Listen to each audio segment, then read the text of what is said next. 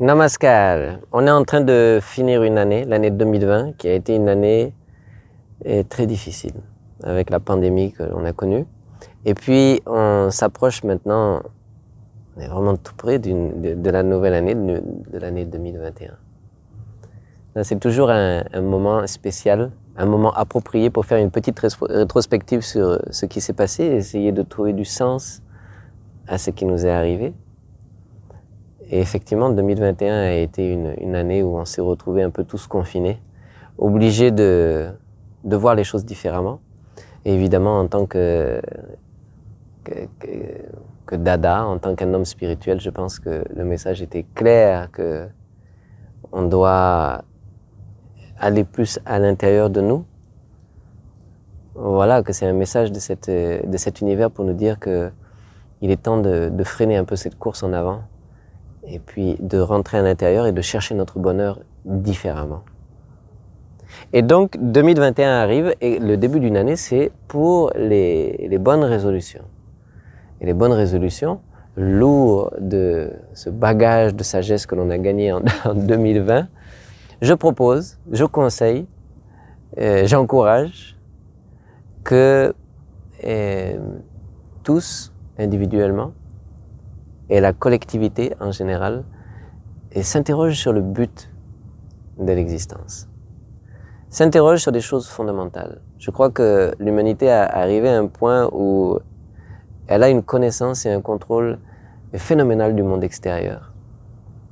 En tout cas, à un niveau jamais atteint jusqu'à présent, où vraiment on est capable de faire tellement de choses, d'aller tellement vite, de communiquer tellement loin, tellement bien, de faire tellement de choses. Et il y a eu un tel progrès scientifique, économique, et en même temps, une espèce de, comment dire, d'échec en termes de bonheur.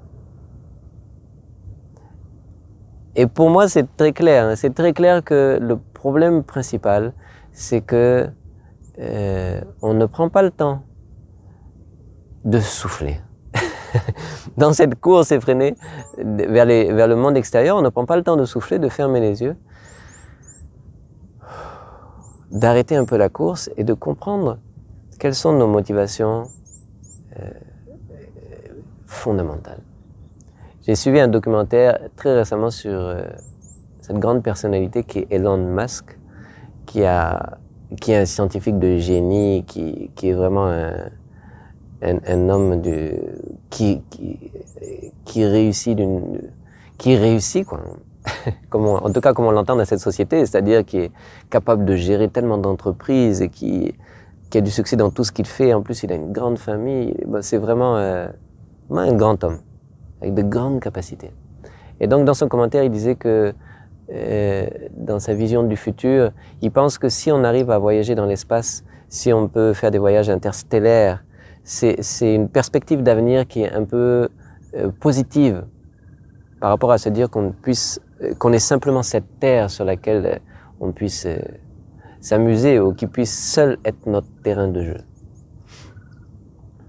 Donc c'est toujours cette recherche de plus dont on a parlé dans pas mal de vidéos.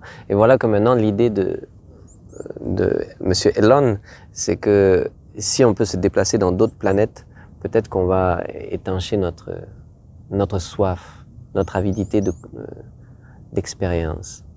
Mais j'ai peur que cela ne marche pas. Ça sera bien, parce que c'est notre, comment dire, notre devoir de progresser et d'étendre l'étendue de nos possibilités. Et donc, c'est une bonne chose. Mais c'est pas ça qui est le but de notre vie. De faire des voyages dans le monde interstellaire, ça va rien changer à notre désir d'atteindre l'infini. Donc, de revenir à ce qui est fondamental. Et ce qui est fondamental, c'est ce but qui est de devenir un avec l'infiniment grand. Et l'infiniment grand, c'est la conscience suprême, d'autres l'appellent Dieu. C'est un but spirituel. C'est pour ça qu'on est homme ou femme. C'est pour faire l'expérience du divin. Et rien d'autre. Tout le reste ne peut et ne saura jamais nourrir la soif de bonheur de l'homme.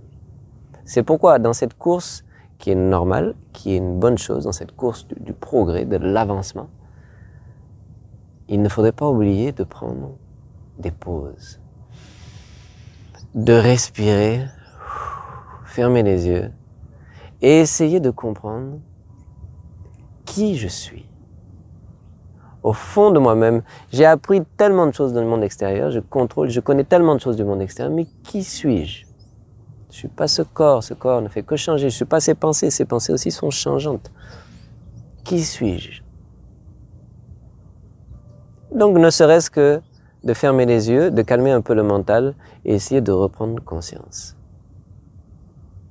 C'est déjà une bonne chose. C'est déjà quelque chose dont on ne parle pas dans les informations, de voir des personnes ou des sociétés ou des entreprises qui font un jour de pause pour respirer et essayer de se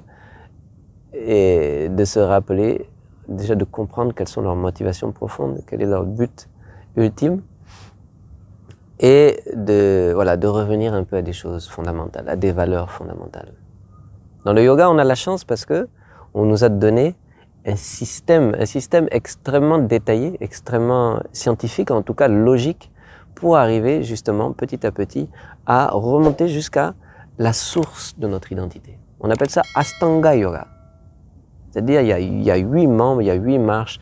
On commence par Yama, Niyama, on en a parlé dans nos vidéos, les principes de moralité, comment être en accord avec cet univers. Ensuite, asanas, ces postures, parce qu'il faut aussi que le corps s'apprête à l'aventure l'aventure intérieure que l'on s'est donné de faire.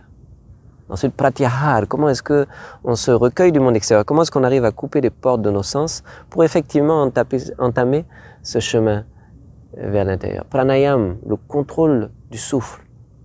Et puis, dharana, la concentration. Finalement, dhyan, la contemplation. Et au bout du compte, samadhi, devenir un avec notre âme, avec notre essence. Revenir à la source de qui on est et s'immerger dedans. En découvrant qui on est, en même temps, on devient un avec cette source. Et c'est ça notre but. Il n'y a pas deux buts, il n'y a qu'un seul but. Et c'est le même but pour tout le monde. Sinon, le progrès physique, dans la sphère physique, dans la sphère matérielle, dans la sphère économique, dans la sphère scientifique, il n'a pas de... Il n'est pas un progrès en tant que tel. C'est un avancement, c'est quelque chose, c'est comme un substrat ou c'est comme un prétexte pour découvrir qui l'on est. Mais en lui-même, ce n'est pas une fin. Et quand on le prend comme une fin, on se retrouve sous l'emprise d'une course folle qui nous vide, qui nous épuise et qui nous frustre profondément. Donc revenir à nous, revenir à un état de calme mental pour essayer de dévoiler un voile qui obscurcit notre conscience. Et revenir sans arrêt à cette démarche. Revenir sans arrêt à cette démarche. Sinon, c'est à nouveau un tel attachement à tous les objets de ce monde, une telle peur de mourir, peur de tout, hein, peur de la fin du monde, peur du noir, peur des animaux, peur de tout. Pour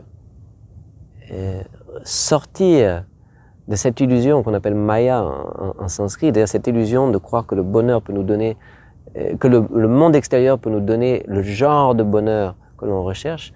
Pour sortir de cette illusion, il y a besoin d'avoir une démarche intérieure. Et c'est ça la spécialité du yoga, c'est pourquoi on en reparle à nouveau. Et c'est tellement essentiel. C'est tellement essentiel.